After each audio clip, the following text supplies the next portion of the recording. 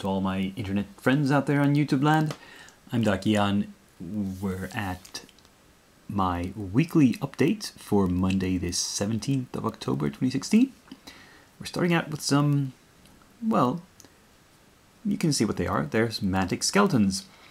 And there's 10 of them, all equipped with spears. Let's pan a little bit back and forth. Here, and you can see all 10 of them, all ranked up and ready to go. And yeah, they were a quick job because, like I said last week, I already had a method set for painting them. They were yeah, just painted to match my previous skeleton soldiers that I painted from a similar sets, and yeah, I can't really think of anything else to say about them. So let's just move on and see what else I got done this week. And here we have the other batch of stuff I finished this week, which is the Tomb of Horrors set with the mummy here and the Demi-Lich and the paladin, the fighter, and the cleric. Now you'll note that I painted them a bit like the studio paint jobs. Not precisely, not exactly as nice looking, because studio painters were of course working from resin masters, not from production models.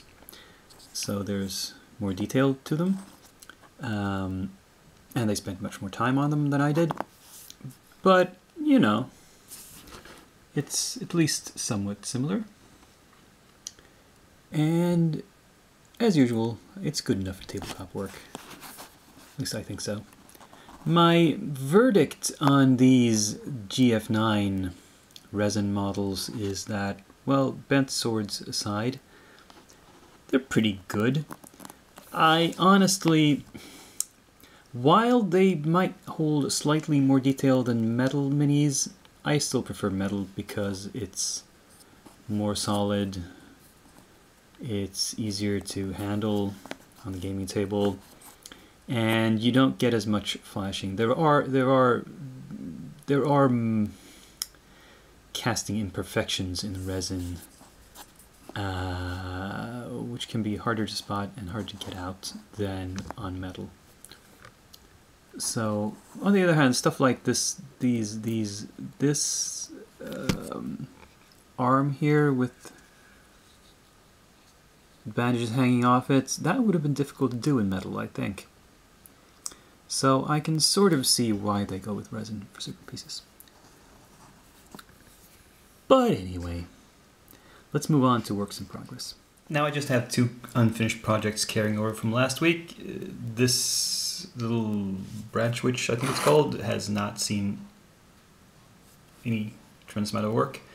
But once I get around to it, I can probably finish it off relatively quickly. And then we have the vulture demon, which I don't know. I put down a sort of brown base coat on his feathers. I'm not sure I want to keep that. I'm still wondering. And here you can see the wings. The top side are simply just primed, and the bottom I've also put down this brown shade, very dark brown, because the underside of the wings are not going to be very visible once they're attached, so I think they should be somewhat muted. They should not be bright. I can paint the top side of the wings a brighter color if I want, but we'll see. So let's start having a look at the stuff that's newly prepped for this week. And most of these are simply primed, and I've just put a base coat on the bases. Some have a little bit more color on them. Like this is one of the witches from Reaper, and you know, with the white primer, which I've used here, you can really see the detail coming out. Here's the second witch.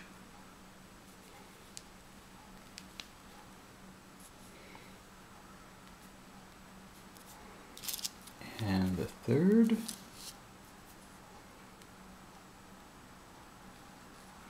I'm trying to angle it so the light will show it off well.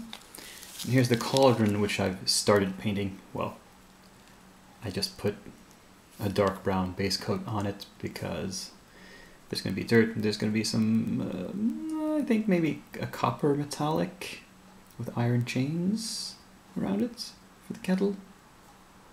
Could be nice. Now, for the Frostgrave minis, I started, let's put these out of the way. I had some purple on my palette because I was painting something else purple, so I decided, well, I can start painting some of their garments this color. It's not going to hurt. Let's see, where is the focus? Well, yeah. But there's still tons left to do on these, as you can tell. As for the Lich King himself, I sort of... What I've done here is I've kind of wet blended a base coat going from a sort of musty yellow at the top to purple at the bottom, because I had those two colors on my palette, and I thought, let's just slop something on there and see what happens. It's not going to stay like this. It's just like a rough outline of an idea of something I might do, of colors I might include. Now for the Scary Santas, one of them, I got started a little bit with this yellow color. I painted his sack. That's all of it. Tried to put down some base coats on the roof shingles, his boots and gloves. If you can't tell, this guy, well, it's too dark. There's a skeleton face underneath the hood. This looks more like an orc Santa, I think. Maybe a zombie orc, not sure exactly. He has a wooden leg. And a big bell, and again, a sack. I should have base coated the bell, because the bell should of course be bronze. I should have base coated that while I had the dark brown out. Oh well, we can fix that later. And here's the Plague Doctor Santa, who has a zombie in his gift bag. I presume half a zombie. There's no room for the legs. And now that I've primed it, I can see what this is. This is actually, it looked a bit jumbled when I was just bare metal. This is a gravestone with presents piled along the back of it and a Christmas tree on top. And so this is a sort of zombie or skeleton Santa pushing up out of the grave earth. Yeah. So, yeah. Those are a whole bunch of really interesting looking minis, I've got to say. I barely know where to start. And finally, the big new addition to my works in progress this week are the Tree Lord, or as I'm going to call it, the Tree Blight, which because I'm painting it up for D&D. And because the D&D creature doesn't carry any weapons, so I didn't want to make the versions with a sword or a staff, so we just have the one with claws and the tentacles. That's not exactly, it doesn't have tentacles in D&D, but it has grasping roots that come up out of the ground and attack at a distance, and this could represent that. This could be instead of those. Now, primed with black, partly for practicality, because it's a really big model. It's a lot of work, and if I miss something, it's better that it's black than some pale color that'll shine through. Also, the tree blight in D&D comes from a Gulthias tree, which is described as having black wood to a large extent. And also, the tree blight has Now, I'm not sure if you can tell with all the black, but it's designed so that it's kind of like there's an inner layer which is more like the core of a tree, and then there's plates on top of it, like armor, which are like the bark of a tree. And on the cover art for this, they painted the inner parts a very pale color, almost bone, and the outer parts more of a brown wood color with some green detailing with the swirls and stuff. I'm not sure I'm going to be able to do that. It's too much work. And I thought that two-tone kind of scheme was a good idea, but the tree blight in D&D is described as having blood for sap. You see, the Cultius tree is an evil tree corrupted by the blood of a vampire. So what I thought I would do is paint the inner portions here between the plates a reddish color to kind of give the impression of maybe there being blood there. And then do the bark a dark wood color. So it's going to be pretty dark overall. That's another good reason for it to be primed black.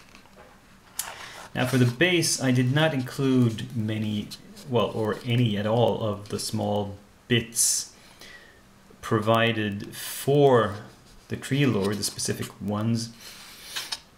What I used, this is mostly some bits left over from making the dryads, some branches and an arm that I accidentally cut off the sprue, though I didn't need it.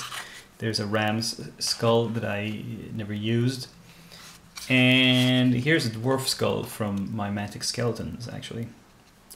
It almost disappears among the basing grit. So yeah, and you can see that the primer hasn't seeped in everywhere, sorry, here, but that's okay. I'll cover that with I'll do a thin down base coat of a dark brown and put that over this, and it'll be fine. And I need this guy for my D&D scenario the upcoming Sunday, so I'm gonna put this ahead in the queue and do a, and this will be my primary project until it's finished before I go in on the other stuff. Well, let's put that aside. Well, once more, I find that I should maybe ease back on the throttle a bit and not add quite so many new projects to the queue. So for next week, I've only picked out 5 models, and they all have theme. They're all Warhammer minis. They're all from Games Workshop or Citadel. They're all undead or something like that. They're either from the Vampire Counts or the Tomb Kings ranges, which will tell you these are old Warhammer Fantasy models before Age of Sigmar. They have the square basis. And the Vampire Counts ones are all plastic. We have the, what's he called? The Cairn Wraith. We have the Tomb Banshee. Here's what the sprue looks like for that. And we have the Necromancer, who I said almost all were undead. He's technically not undead himself, but he like raises undead, I suppose. Again, square base, plastic. I have had good experiences with these plastic kits before. They're usually easy to assemble and well made. The 2 Tomb Kings ones, only one has an illo for some reason. This is a Tomb King with great weapon, and then we have, you can read the little text there, High Queen Khalida. These are fine cast. So they come with separate square bases, and we have this little sprue of resin. They don't look too bad. I mean, actually, the High Queen Khalida looks like she's one piece, mainly. I don't think there's anything separate here. So it's just gently cutting her off the sprue. And the detail looks fine, from what I can tell from outside the blister. But this guy has, I don't know what this is, some stuff was flaked off. His staff, I think, looks separate, and, oh, no, both arms are separate, and one is holding a staff. But, yeah, get some of the old Warhammer stuff out of storage and paint it up. Maybe I'll have them assembled at least by next week.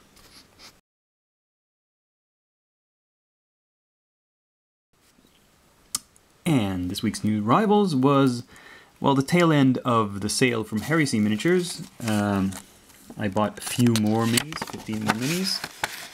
You get a little thank you letter directly from them. You get the invoice. They put a little bit of English candy in here, in a Ziploc baggie, no less. And some models. This time around I got some hero miniatures. This one is some sort of elf with a bow. This one is some kind of barbarian with a sword. I think these are the dwarf miners. There's two of them with two bodies with a lot of sprues with different stuff you can use to customize them. We have Lady Centaur, or Cantar, depending on how you pronounce it. Here we have, actually, these are three different models. They're not the same. They look very similar. They're ladies in dresses and cloaks and robes and whatnot, but there are three different spellcasting ladies. Some sort of fighter type with an axe. Another barbarian guy with a sword, and the shield isn't supposed to be like that. Is this Molt the Barbarian again? Did I buy two of them? Oh. The final version of Big Boris I didn't have. This is the Mark 1.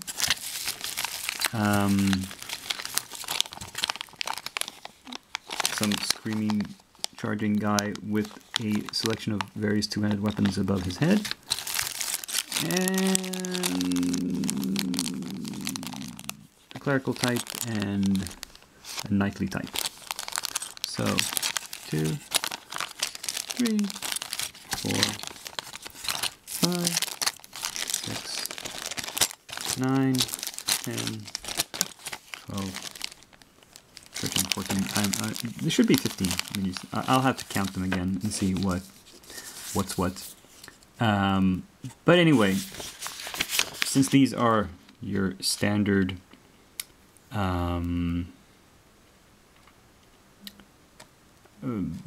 fantasy type minis, hero types mostly, we'll see when I get around to them. I mostly paint villains, monsters these days. But yeah, that'll be it for this week. I'm glad you stayed with me until the end. Please click a like before you go.